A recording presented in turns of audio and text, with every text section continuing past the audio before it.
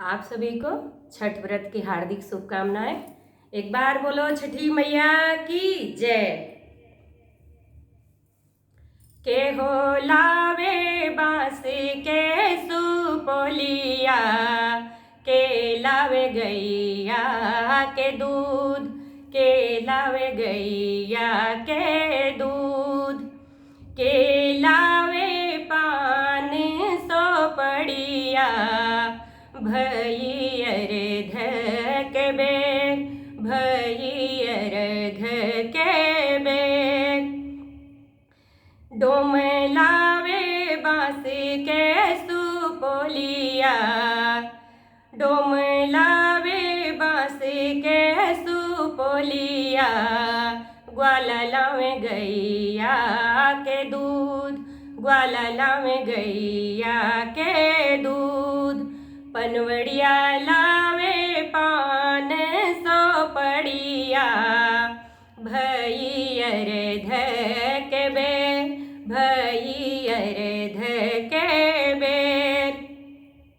के हो लावे फल फल हरिया, नींबू नरियर ऊख, नींबू नरियर ऊख।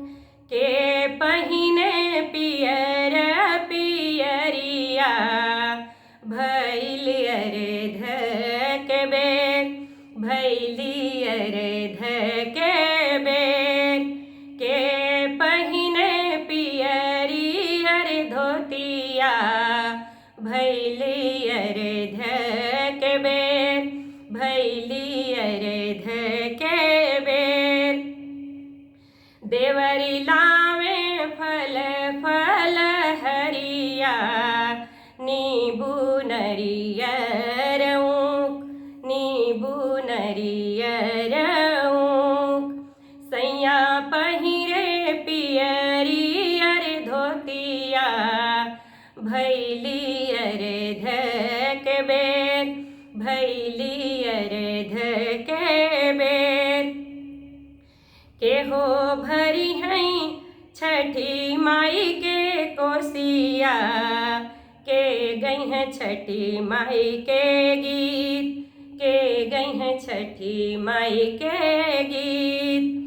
के पहिरई मांग भर सिंदूरवा, भैलियर धक बेर, भैलियर धके बेर। हम भर भई छठी माई के कोसिया, गोतिन गई हैं गीत, गोतिन गई हैं गीत। सासू मोरी दई हैं भर मांग सिंदूरा, सासू दई हैं भर मांग सिंदूरा, भैलियर धक बेर, भैलियर धके बेर।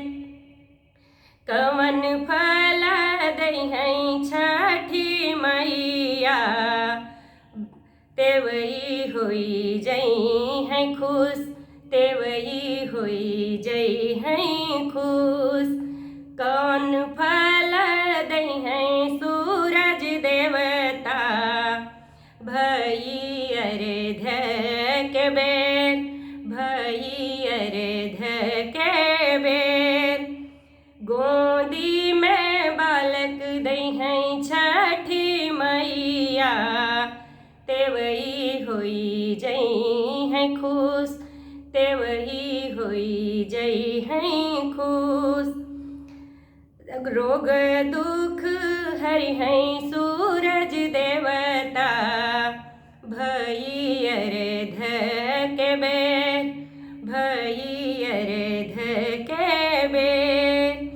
के हो लावे बांस के सुपोलिया, के लावे गैया के दूध, के लावे गैया के दूध। के लावे पान सोपड़िया, भैयर धक बेर, भैयर धके